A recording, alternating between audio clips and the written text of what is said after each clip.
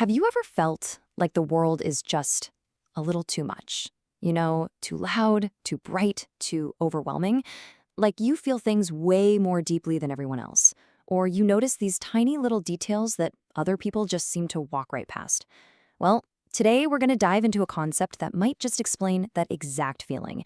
And it all kicks off with one really big question. Right? How do you survive the difficult conditions of the world? I mean, that's the question right on the cover of our source material today, and it's a heavy one.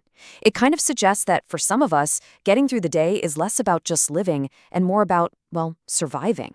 But what if there's an actual biological reason for that feeling? You see, for a lot of people, feeling constantly overwhelmed is just seen as some kind of weakness, right? A personal flaw that you need to fix or get over. But what if it's not a flaw at all? What if it's just a distinct identifiable trait you're born with? And here it is. The term is the highly sensitive person. Now, this is not just another word for being shy or an introvert. Not at all. This is about biology. It means you have a more finely tuned, sensitive nervous system. So you process everything more deeply, whether it's a conversation or a piece of music. It also means you get overstimulated more easily, you have stronger emotional reactions, and you're just incredibly aware of all the little subtleties in your environment. And look, this isn't just some pop psychology buzzword that's trending online. This idea comes from decades of serious, in-depth research, and it's all laid out in this really groundbreaking book, The Highly Sensitive Person. So whenever you hear about a big idea like this, you've got to ask, okay, who came up with this? Is this legit? A concept this important really needs a credible source behind it. So who is it? The person you need to know is Dr. Elaine N. Aron. She's the clinical research psychologist who, way back in the early 90s, first identified this trait.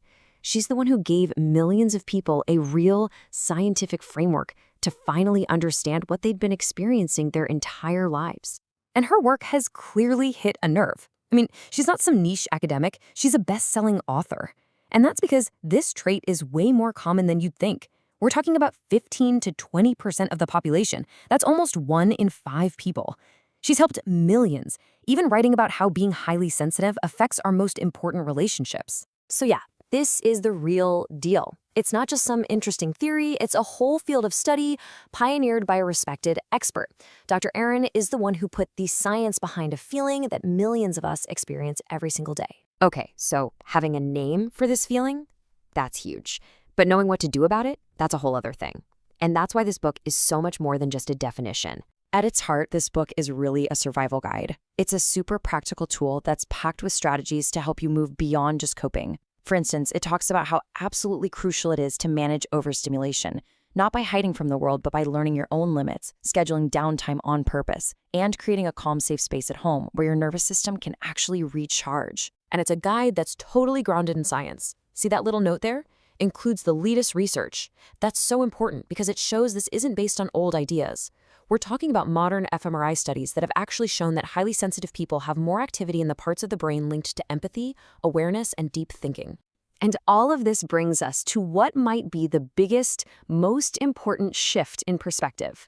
We started this whole conversation with the idea of survival, but what if that's completely the wrong way to look at it? So it all comes down to this one final question. Is being highly sensitive a burden that you just have to survive? Or is it a trait that, once you actually understand it, can be harnessed as a pretty incredible strength, a source of deep creativity, powerful intuition, and a profound ability to connect with others? And according to this guide, learning how to reframe it that way, well, that's the real key to not just surviving, but actually thriving.